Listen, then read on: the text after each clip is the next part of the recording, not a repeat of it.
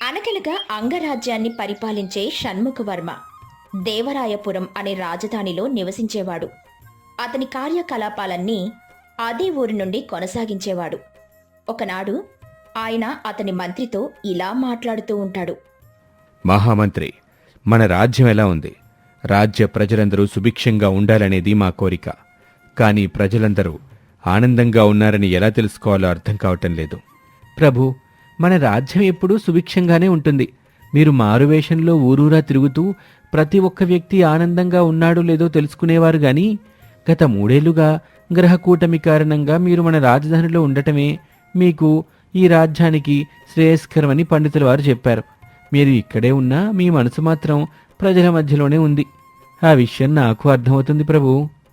రాజు యొక్క అతి ముఖ్యమైన లక్షణం ఏంటంటే తన ప్రజలంతా సంతోషంగా ఉన్నారో లేదో తెలుసుకోవటం. ఈ విషయం మా నాన్నగారు తాతగారు చెప్పారు. కానీ నేను నా ప్రాణగండానికి భయపడి ఇలా రాజధానిలోనే ఉండిపోవటం నాకు సరిగా అనిపించటం లేదు. సామంతులకి కొన్ని జాగీర్లు అప్పగించినప్పటికీ ఎందుకో నాకు కాస్త దిగులుగానే ఉంది. ఓ మంచి ముహూర్తం చూసి నేను మళ్లీ పర్యటించేందుకు ఏర్పాట్లు చెయ్యండి. కానీ ప్రభు, ఇది నా ఆజ్ఞ.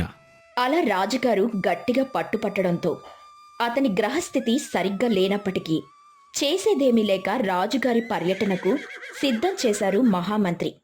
తన ప్రాణాలకు సైతం లెక్క చేయకుండా రాజుగారు మారువేషంలో గుర్రంపై స్వారీ చేస్తూ తమ రాజ్యంలోకి బయలుదేరారు. సేనాపతి, ప్రజల శ్రేయస్సును తానే స్వయంగా తెలుసుకునేందుకు రాజుగారు పర్యటిస్తున్నారు. కానీ నాకెందుకో చాలా దిగాలుగా ఉంది.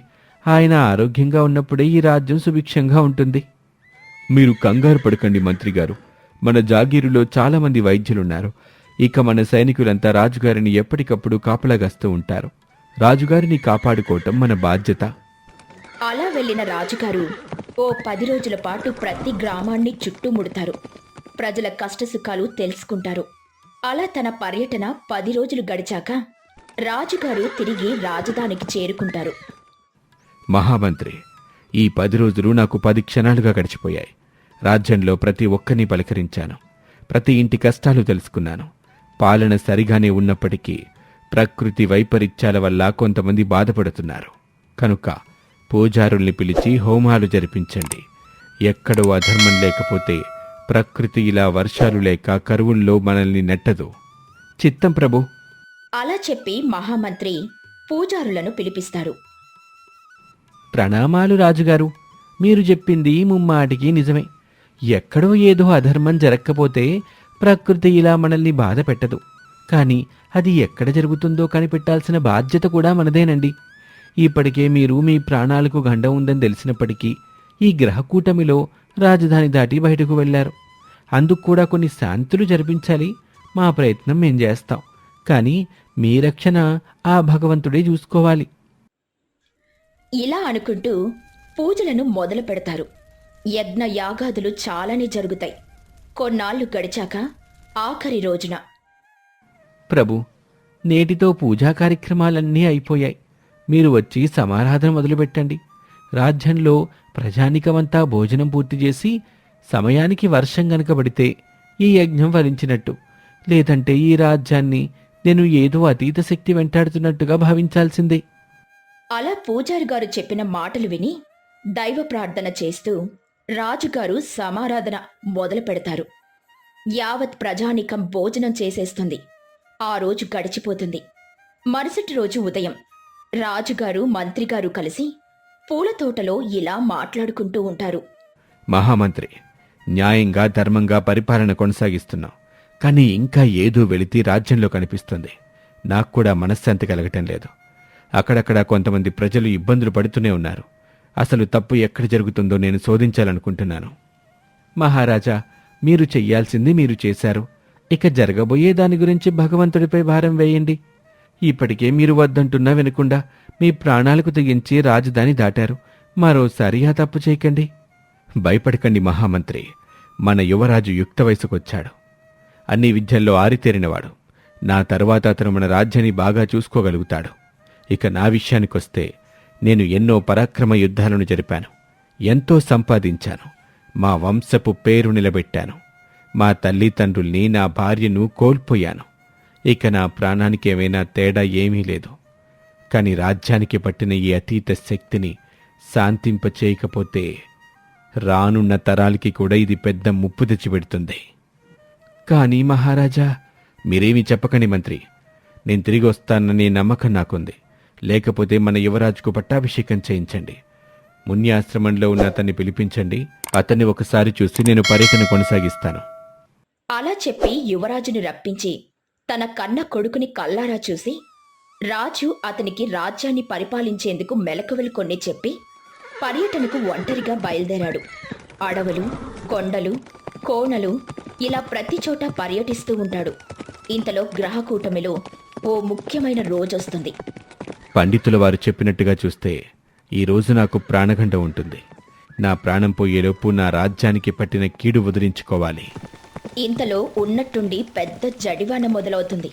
చీకటి పడడంతో రాజుగారి గుర్రానికి దారి కనిపించక ఓ పెద్ద రాయిని తన్ని పడిపోతుంది. వేగంగా గుర్రంపై స్వారీ చేస్తున్న రాజుగారు గుర్రం పడిపోయేసరికి అదుపు తప్పి ఓ పెద్ద లోయలో పడిపోతారు. దీంతో రాజుగారు స్పృహ కోల్పోతారు. ఆ మరునాటి ఉదయం రాజుగారు కళ్ళు తెరిచేసరికి ఏంటి, నేనింకా బ్రతికే ఉన్నానా? చాలా పెద్ద లోయలో పడిపోయాను. అసలు మా రాజ్యంలో ఇంత పెద్ద లోయ ఉన్నట్టు నాకింతవరకు తెలియదు. భగవంతుడు నిజంగా ఉన్నాడు. ఈ రోజు ఇలా నేను ప్రాణాలతో ఉండటానికి ఆ భగవంతుడి చలివే కారణం. ఇలా అనుకుంటూ లేచి చుట్టూ చూసేసరికి అక్కడొక అందమైన గ్రామం ఉంటుంది. ఇదేంటి, ఈ గ్రామం ఒకటి ఉందని నాకు అసలు తెలియనేలేదు. ఈ గ్రామవాసులు రాజ్యానికి చెందినవారు. అసలు నేను ఎక్కడున్నాను? రాజ్యమంతా వర్షాలు పడక ఇబ్బంది పడుతుంటే ఈ ప్రాంతంలో మాత్రం చక్కగా వర్షం కురుస్తుంది. ఆశ్చర్యం అనుకుంటూ ముందుకెళ్లేసరికి అక్కడొక వ్యక్తి తారసపడి, దండాలయ్యా, ఇంతకు ముందెప్పుడు మా ఊళ్ళో మిమ్మల్ని చూడలేదు. మీరు వస్తున్నామని కబురు చెప్తే మా వాళ్ళు మీకు ఎదురొచ్చి ఘన స్వాగతం పలికేవారు. మా ఇంట్లో విడిచేసి విశ్రాంతి తీసుకొని మహాప్రభు. నేనెవరో మీకు తెలుసా? అయ్యో, అలా అంటారేంటి? మీరు మా రాజుగారు. మీరేంటి, మీ నాన్నగారి పరిపాలనప్పుడు కూడా ఈ ఊరు గురించి అంతగా ఎవరికి తెలిసేది కాదు. కానీ మీ తాతగారు మాత్రం ఈ ఊరికొచ్చి మా గ్రామదేవతని నిత్యం పూజించి వెళ్ళేవాళ్ళు. కానీ అనుకోకుండా జరిగిన కొన్ని సంఘటనలు మమ్మల్ని వంగరాజ్యం నుండి ఇలా మరుగున పడిపోయేలా చేశాయి. అవునా? అసలేం జరిగింది? అసలు ముందుగా నాకు గ్రామదేవత ఆలయాన్ని చూపించండి. మొదట ఆ మాతను నేను దర్శించుకోవాలి. చిత్తం ప్రభు అంటూ ఊరిలోనికి రాజుగారిని తీసుకెళ్తారు. ఆ వర్షంలో ఆ చిన్న పల్లెటూరి ప్రజలంతా ఎంతో వినయంగా రాజుగారికి సపర్యలు చేస్తూ ఉంటారు. గ్రామ దేవతను దర్శించుకున్న రాజుగారు సూరయ్యతో ఆ ఊరి కథను వివరించమని అడగగా సూరయ్య ఇలా చెప్పడం మొదలు పెడతాడు. ప్రభు, ఇది ఒక శాపగ్రస్తమైన ఊరు. ఇక్కడ 100 మంది కంటే ఒక్కరు కూడా ఎక్కువ ఉండేవాళ్ళు కాదు. ఒక కొత్త శిశువు జన్మిస్తే వెంటనే ఒక ముసలి వ్యక్తి చనిపోయేవాళ్ళు. పంటలు పండేవి కాదు. తిండికి నీటికి ఏడ్చేవాళ్ళు. ఇంకా వర్షం అనేది ఏంటో ఈ ఊరికే తెలియదు. అవునా? కానీ నేను పొద్దునుండి చూస్తున్నాను, ఈ ఊర్లో వర్షం పడుతూనే ఉంది. మిగతా రాజ్యాల్లో అనుకున్నంత వర్షాలు పడక పంటలు సరిగ్గా పండటం లేదు. అవునయ్యా, ఈ ఊళ్ళో ప్రతి 2 రోజులకి ఓసారి ఇట్టాగే వర్షం పడుద్ది. వర్షం పడని రోజు సూర్యుడు మాకు దర్శనమిస్తాడు. అందుకే మా ఊళ్ళో పండని పంట అంటూ ఉండదు. ఇదంతా మీ తాతగారు సెలవేనయ్యా. ఒకనాడు మీ తాతగారు రాజభవనం నుంచి ఈ ఊరికి ఒక సొరంగ మార్గం గుండా వచ్చారు. ఏంటి, ఈ ఊరికి రాజభవనానికి స్వరంగ మార్గం ఉందా? నాకు ఈ విషయం తెలియనే లేదు. అదిగో బాబు, ఆ మూలన కనిపిస్తున్న గుహను చూడండి. దాని నుంచి వెళ్తే రాజభవనానికి చేరుకోవచ్చు. ఒకనాడు మీ తాతగారు అలా ఈ ఊరు చేరుకుని ఇక్కడున్న ప్రజల్ని పలకరించి మా సమస్యని ఎరిగి మమ్మల్ని ఉద్ధరించడానికి ఈ రాజ్యపు దేవతైన మహంకాళి అమ్మవారిని ఇక్కడ ప్రతిష్ఠించారు. అనేక పూజలు జరిపారు. అది మొదలు ఈ ఊళ్ళో కరువు అన్న శబ్దమే లేదు. కానీ నాకెందుకని ఈ ఊరి గురించి ఎవరు ఇంతకుముందు చెప్పలేదు? అసలు ఏం జరుగుంటుంది? మీ తాతగారు మమ్మల్ని కన్నబిడ్డల్లా చూసుకునేవాళ్ళు. ఆయన కాలం చేశాక మీ నాన్నగారు రాజయ్యారు. ఒకనాడు మా గ్రామవాసుల్లో ఒకరికి పూనకం వచ్చింది. ఆ మహంకాళి అమ్మవారు రాజుగారికి ఓ విషయం చెప్పాలంటూ పరుగున గుహలోకి నడిచింది. ఆమె వెంటే అందరం వచ్చాం. కానీ అదే సమయానికి ఏవో విలాసవంతమైన ఉత్సాహం రాజధానిలో జరుగుతుంది. ధ్వజారోహణం చేస్తున్న మీ నాన్నగారు మమ్మల్ని అందరినీ చూసి కోపగించుకున్నారు. అలా ఎందుకు జరిగింది? ఒకేసారి అంతమంది జనం ఎదురయ్యేసరికి ఒక ఏనుగు భయపడి వెనక్కి పరుగు తీసింది. దీంతో మీ నాన్నగారు కింద పడిపోయారు. ఆ రోజు నుంచి సొరంగ మార్గాన్ని మూసేశారు. అయ్యో, అలా జరిగిందా? నాన్నగారి వల్ల నిజంగా చాలా పెద్ద పొరపాటే జరిగింది. అసలు ఇంతకీ ఆ రోజు కాళీమాత మాతో ఏం చెప్పాలనుకుంది? 60 ఏళ్ల క్రితం జరిగిన సంఘటన ఇది. ఓ పెద్ద గ్రహకూటం వచ్చి రాజుగారిని బలి తీసుకుంటుందని ఆ తల్లి చెప్పింది. అలా జరగకుండా ఉండడానికి ఆమె రాజుగారిని ముందే హెచ్చరిద్దామనుకుంది. కానీ పూనకాన్ని దేవుణ్ణి నమ్మరు మీ నాన్నగారు. మమ్మల్ని అక్కడి నుంచి దరివేశారు. అదనమాట జరిగింది. అందుకే ఈ సంగతులేవి నాకు తెలియలేదు. కానీ ఇంతవరకు నన్ను ఎప్పుడూ చూడని మీరు ఇప్పుడు చూడగానే రాజు అని ఎలా గుర్తుపట్టారు? మళ్ళీ 60 సంవత్సరాలు వచ్చిన తర్వాత ఈ గ్రహకూటమి ఇప్పటి రాజైన మిమ్మల్ని ఇక్కడికి తీసుకొస్తుందని ఆ మహంకాళి అమ్మవారే చెప్పింది. ఊరంతా మీ రాక కోసమే ఎదురు చూస్తున్నాం.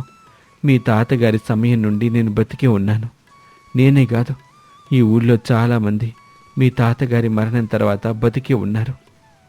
అమ్మవారి కథ, మీ తాతగారి కథ చెప్పుకుంటానే ఉన్నాం. ఈ రాజ్యపు రాజుగా నేను ఆదేశిస్తున్నాను. మళ్ళీ ఆ సొరంగ మార్గం తెరవండి.